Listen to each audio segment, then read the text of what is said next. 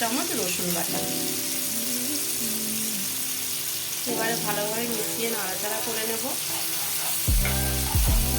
এরপর আমি দিয়ে দেবো ছোট চামচের 1 চামচ হলুদ গুঁড়ো,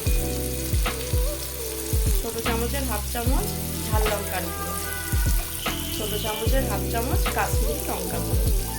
এবারে সব কটা ভালো করে আমি মিশিয়ে নেব।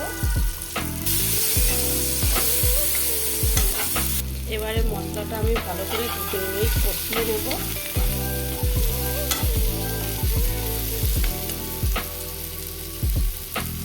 মশলা আমার কষা হয়ে গেছে, মশলা থেকে দেখুন তেল ছেড়ে দিয়েছে। এবারে আমি দিয়ে দেব ভেজে রাখা মাছের ডিমের বড়াগুলো। বড়াগুলো দিয়ে আমি ভালো করে মশলাটা বড়ার মধ্যে মাখিয়ে নেব।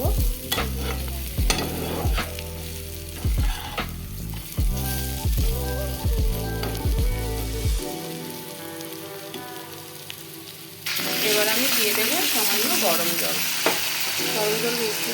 দিয়ে আমি ভালো করে মিশিয়ে নেব। মাছের ডিমের বড়ার ঝাল আমার রেডি হয়ে গেছে। এরপর আমি দিয়ে দেবো এর উপর ধনেপাতা কুচি।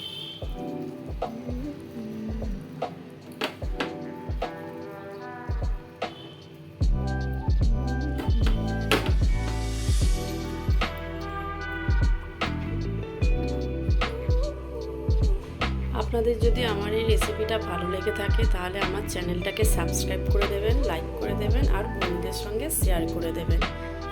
আর যারা এখনও সাবস্ক্রাইব করেননি তারা পাশে থাকা বেল আইকনটা প্রেস করে দেবেন আর সাবস্ক্রাইব করে দেবেন, যাতে আমার রান্নার সমস্ত নোটিফিকেশান আপনারা পেয়ে যান।